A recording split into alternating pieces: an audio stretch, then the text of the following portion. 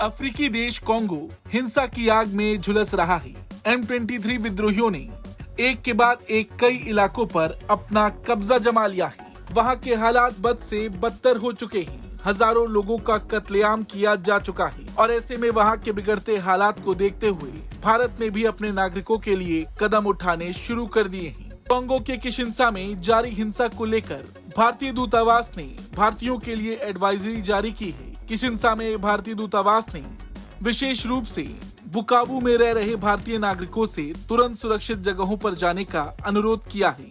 साथ ही दूतावास ने कहा है कि वो मध्य अफ्रीकी देश में भारतीय नागरिकों की सुरक्षा स्थिति की बारीकी से निगरानी कर रहा है। वहीं नई दिल्ली में विदेश मंत्रालय के प्रवक्ता रणधीर जायसवाल ने कहा कि गोमा में लगभग 1000 भारतीय नागरिक रह रहे हैं। हालांकि उन्होंने कहा था कि उनमें से अधिकांश संघर्ष शुरू होने के बाद सुरक्षित स्थानों पर चले गए हैं। इस दौरान उन्होंने ये भी बताया कि पूर्वी कॉन्गो में शांति स्थापना मिशन के हिस्से के रूप में देश में लगभग 1200 भारतीय सैनिक सेवा कर रहे हैं। अब ऐसे में सवाल ये है कि आखिर इस देश में हिंसा का कारण क्या है और आखिर M23 क्या है। आइए जानते हैं हर सवाल के जवाब। डेमोक्रेटिक रिपब्लिक ऑफ कॉन्गो एक सेंट्रल अफ्रीकी देश है। कॉन्गो अपनी खनिज संपन्नता के लिए पूरी दुनिया में मशहूर है, लेकिन पिछले 30 सालों से वहां संघर्ष जारी है जो 1994 के रवांडा नरसंहार के बाद शुरू हुआ। लड़ाई इसी खनिज को लेकर है। कई विद्रोही बल वहां सत्ता और खनिजों पर नियंत्रण के लिए प्रतिस्पर्धा कर रही हैं। ऐसे ही एक गुट है M23 विद्रोही समूह के लड़ाकों ने क्षेत्र में तेजी से हमला करते हुए गोमा पर लगभग पूरी तरह से कब्जा कर लिया है। गोमा कॉन्गो का एक प्रमुख शहर है जिसकी जनसंख्या 1 मिलियन से अधिक है। ये रवांडा की सीमा पर और किवू झील के किनारे है और ये खनन क्षेत्रों से आपूर्ति होने वाले सोने, टिन और कोल्टन जैसे धातुओं और खनिजों के लिए एक महत्वपूर्ण व्यापार और परिवहन केंद्र है।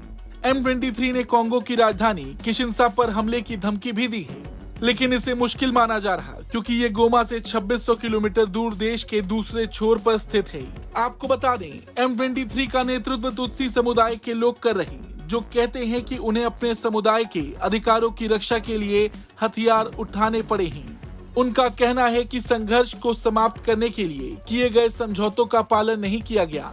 M23 के नेता सुल्तानी माकेंगो एक कॉन्गो तुत्सी हैं, जिन्होंने पहले रवांडा की सेना में लड़ाई लड़ी थी। रवांडा ने हमेशा M23 का समर्थन करने से इनकार किया है, लेकिन 2012 से संयुक्त राष्ट्र के विशेषज्ञों ने आरोप लगाया कि रवांडा ने विद्रोहियों को हथियार लॉजिस्टिक समर्थन दिया है। कॉन्गो की सरकार, साथ ही अमेरिका और फ्रांस ने भी रवांडा को इस समूह का समर्थन करने के रूप में पहचाना है। पिछले साल एक संयुक्त राष्ट्र रिपोर्ट में कहा गया था कि 4000 तक रवांडा के सैनिक M23 के साथ लड़ रहे थे। हालांकि रवांडा ने इन सभी आरोपों से नकारा था। उसने कहा था कि उसे बलि का बकरा बनाया जा रहा। और देखा जाए तो हाल के सालों में M23 ने कई लाभकारी खनन क्षेत्रों पर कब्जा भी किया है। BBC रिपोर्ट के मुताबिक संयुक्त राष्ट्र विशेषज्ञों की रिपोर्ट ने पिछले दिसंबर में कहा था कि M23 हर 4 हफ्ते में रवांडा को 120 टन कोल्टन भेज रहा था। रिपोर्ट में ये भी जिक्र है कि पिछले कुछ सालों में रवांडा के खनिज निर्यात में भारी वृद्धि हुई है, जो ज्यादातर कॉन्गो से आ रहे हैं। कॉन्गो में चल रहे बवाल को लेकर आपका क्या कुछ कहना है? कमेंट करके जरूर बताएं। ब्यूरो रिपोर्ट, भारत तक।